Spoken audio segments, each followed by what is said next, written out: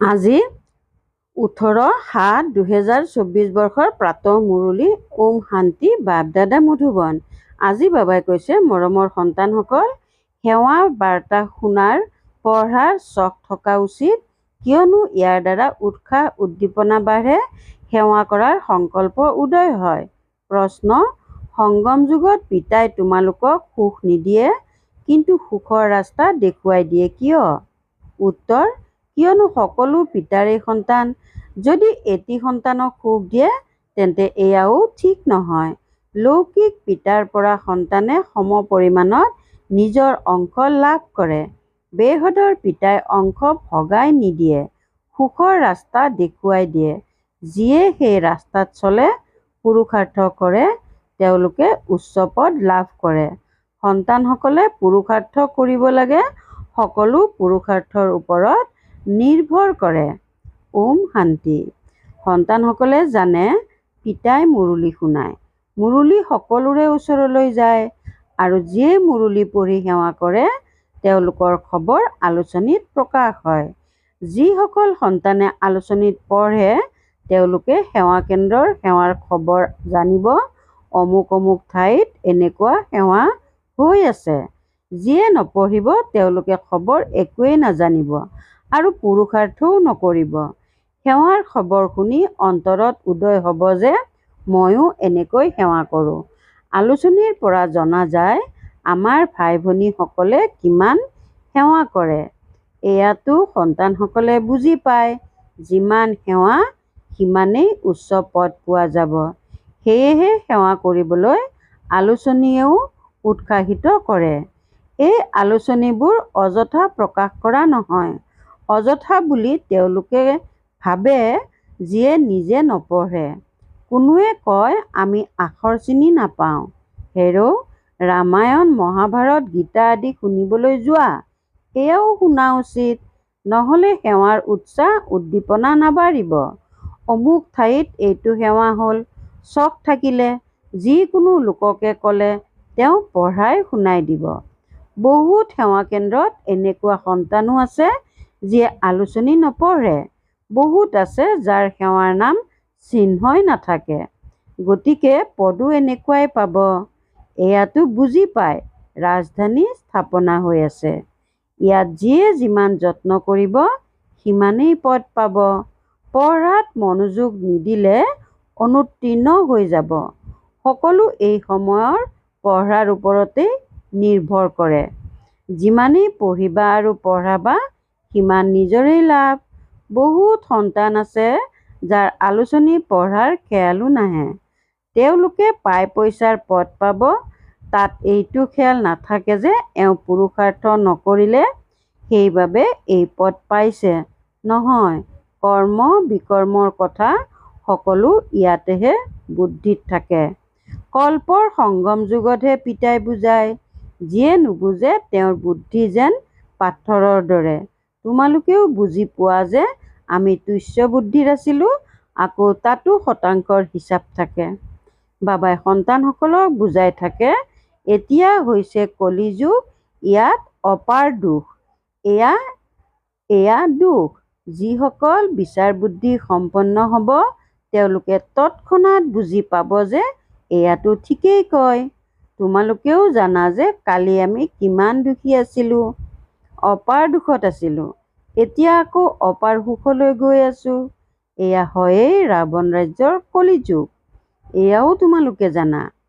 যিয়ে জানে কিন্তু অন্যক নুবুজায় তেন্তে বাবাই ক'ব একোৱে নাজানা।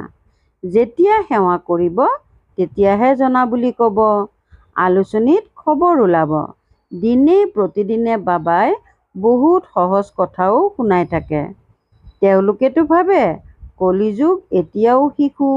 যেতিয়া সংগম বুলি ভাবিব তেতিয়াহে সত্য যুগ আৰু কলি যুগৰ পাৰ্থক্য বুজিব পাৰিব। কলি যুগত হৈছে অপাৰ দুখ, সত্য যুগত হৈছে অপাৰ সুখ। এনেকৈ কোৱা যে পিতাই আমাক সন্তানসকলক অপাৰ সুখ দি আছে, যাৰ বিষয়ে আমি বৰ্ণনা কৰি আছোঁ। অন্য কোনেও এনেকৈ বুজাব নোৱাৰে। তোমালোকে নতুন কথা শুনা আৰু অন্য কোনেওতো এনেকৈ সুধিব নোৱাৰে যে আপোনালোক স্বৰ্গবাসী নে নৰকবাসী। তোমালোক সন্তানসকলৰ মাজতো ক্ৰমানুসৰি আছে ইমান কথা স্মৃতিত ৰাখিব নোৱাৰে। বুজোৱাৰ সময়ত দেহ অভিমান আহি যায়, আত্মাইহে শুনে বা ধাৰণ কৰে। ভাল ভাল মহাৰথীয়েও আকৌ এয়া পাহৰি যায়। দেহ অভিমানৰ বশীভূত হৈ ক'বলৈ ধৰে, এনেকুৱা সকলোৰে হয়। পিতাইটো কয়, সকলো পুৰুষাৰ্থী। এনেকুৱা নহয় যে নিজক আত্মা বুলি বুজি কথা পাতে। নহয়, পিতাই আত্মা বুলি বুজি জ্ঞান দিয়ে। বাকী যি ভাই ভাই আছে তেওঁলোকে এনেকুৱা অৱস্থাত স্থিৰ হৈ থাকিবলৈ পুৰুষাৰ্থ কৰি আছে। গতিকে সন্তানসকলকো বুজাব লাগে, কলিযুগত অপাৰ দুখ, সত্যযুগত অপাৰ সুখ। এতিয়া সংগম যুগ চলি আছে। পিতাই ৰাস্তা দেখুৱায়। এনেকুৱা নহয় যে পিতাই সুখ দিয়ে, সুখৰ ৰাস্তা দেখুৱাই দিয়ে। ৰাৱণেও দুখ নিদিয়ে, দুখৰ ওলোটা ৰাস্তা দেখুৱায়। পিতাই দুখো নিদিয়ে আৰু সুখো নিদিয়ে, সুখৰ ৰাস্তা দেখুৱাই দিয়ে। আকৌ যিয়ে যিমান পুৰুষাৰ্থ কৰিব সিমানেই সুখ পাব, সুখ নিদিয়ে। পিতাৰ শ্ৰীমতত চলিলে সুখ পোৱা যায়। পিতাইটো কেৱল ৰাস্তা দেখুৱায়, ৰাৱণৰ পৰা দুখৰ ৰাস্তা পোৱা যায়।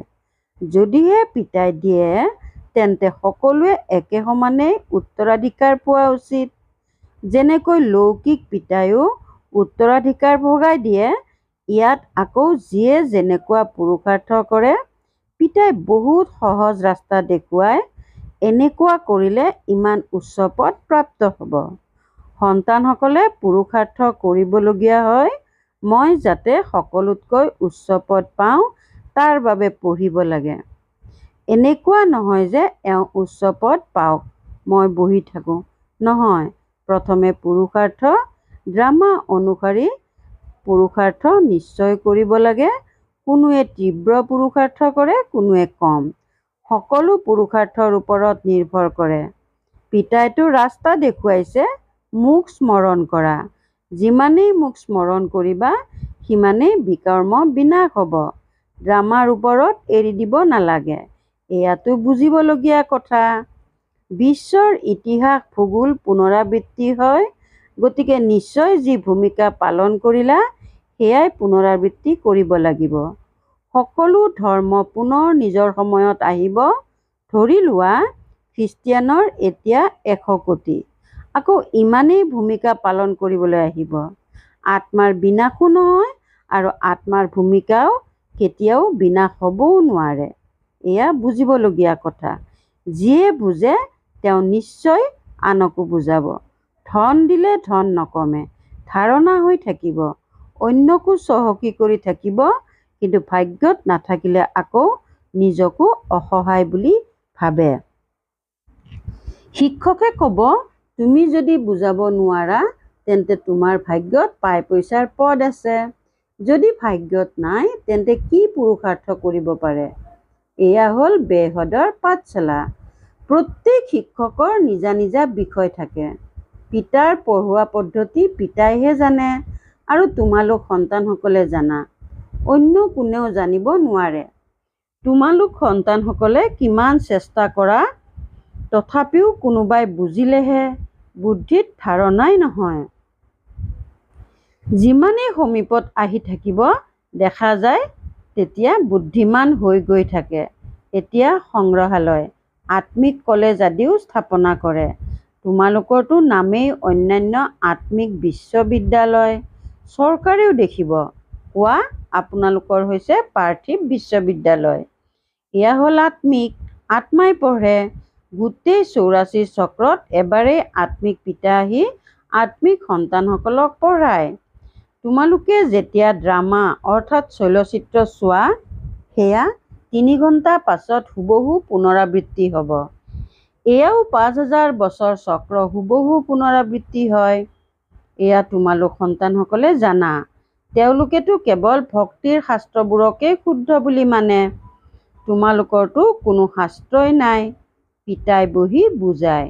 পিতাই কোনো শাস্ত্ৰ পঢ়িছে জানো? তেওঁলোকেতো গীতা পঢ়ি শুনাব।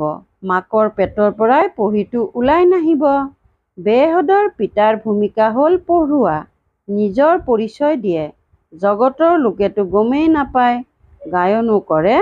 পিতা জ্ঞানৰ সাগৰ, শ্ৰীকৃষ্ণক জ্ঞানৰ সাগৰ বুলি কোৱা নহয়। এই লক্ষ্মীনাৰায়ণ জ্ঞানৰ সাগৰ হয় জানো? নহয়। এয়াই চমৎকাৰ। আমি ব্ৰাহ্মণেহে শ্ৰীমতত এই জ্ঞান শুনাওঁ।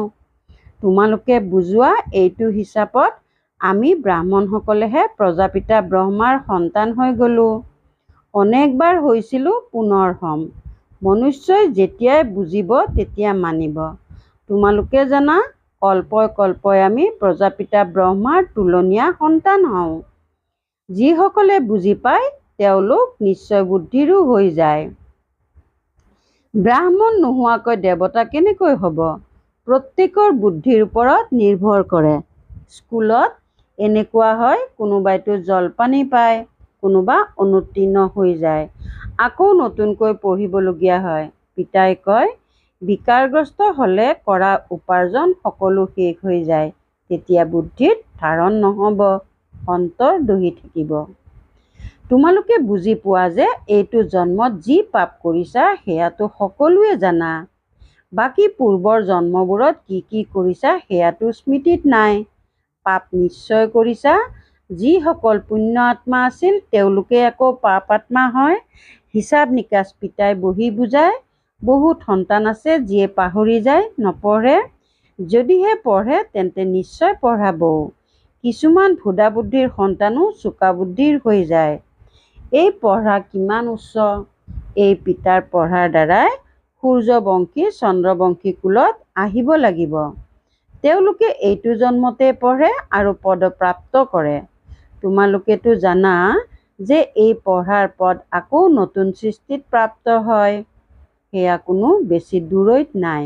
যেনেকৈ কাপোৰ সলনি কৰা হয়, তেনেকৈ পুৰণি সৃষ্টি এৰি নতুন সৃষ্টিলৈ যাব লাগে।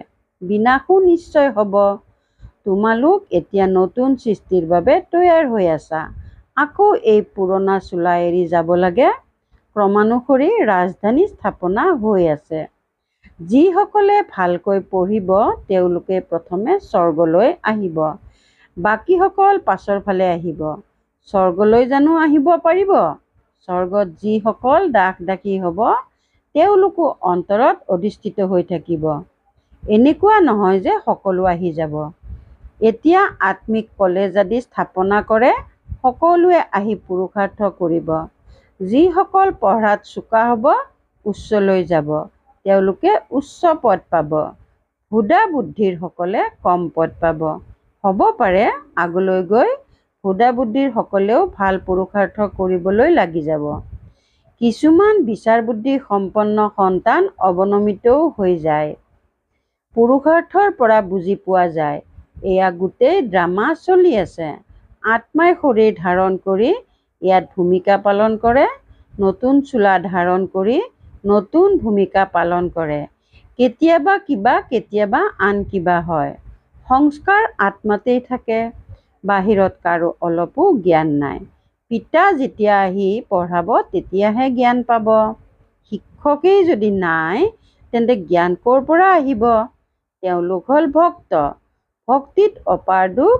মীৰাৰ যদিও সাক্ষাৎকাৰ হ'ল, কিন্তু সুখ পাইছিল জানো?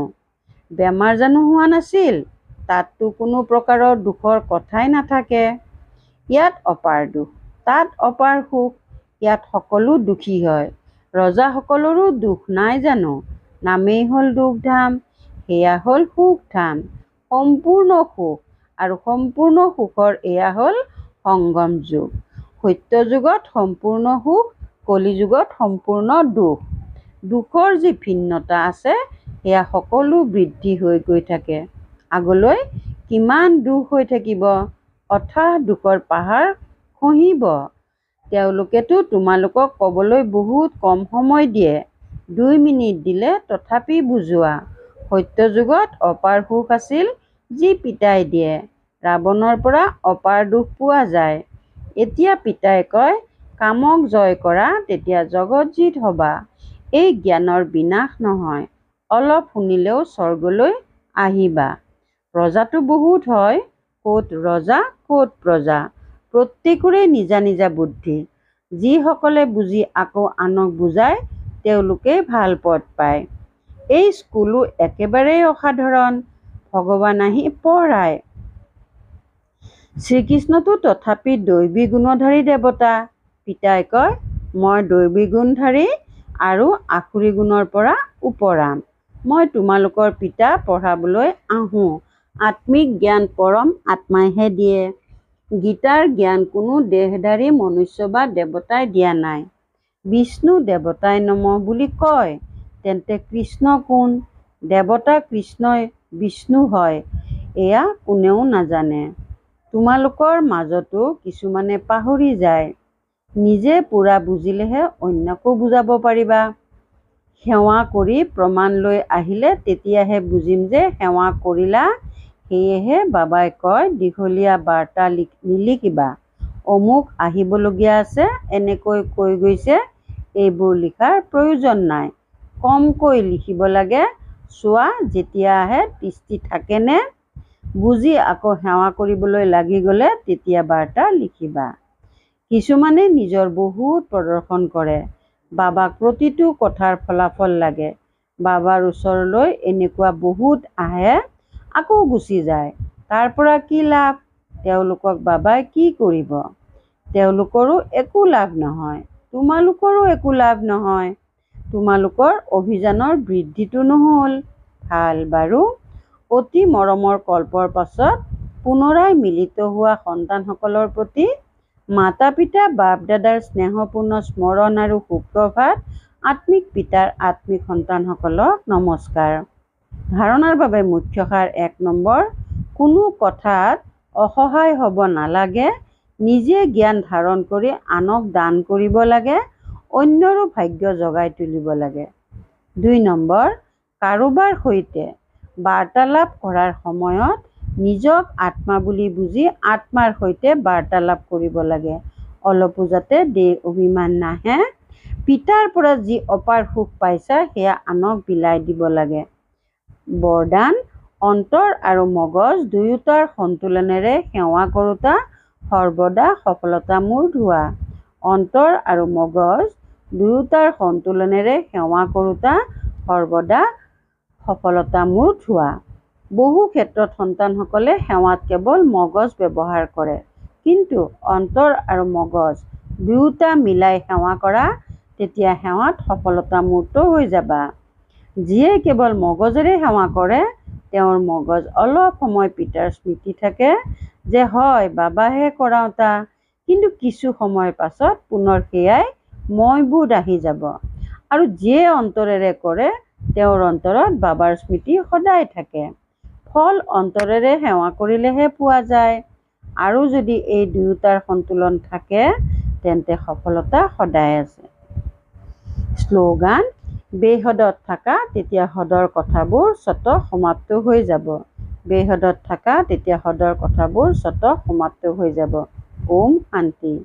পৰোপকাৰৰ ভাৱনাৰে সম্পন্ন হৈ অপকাৰীৰো উপকাৰ কৰিবলৈ আজিৰ অব্যক্ত সংকেত। বিশেষ ৰূপত নিজৰ মনেৰে অৰ্থাৎ সংকল্প শক্তিৰে, বাণীৰ শক্তিৰে, নিজৰ সংগৰ ৰঙেৰে, সম্বন্ধৰ স্নেহেৰে, আনন্দৰ অক্ষয় সম্পদেৰে অখণ্ড দান কৰি থাকিবা। এয়াই হৈছে পৰোপকাৰ কৰা। যিকোনো আত্মা সম্পৰ্কত আহিলে আনন্দৰ সম্পদেৰে সম্পন্ন হৈ যাওক, এনেকুৱা অখণ্ড দানী হোৱা। ওম শান্তি।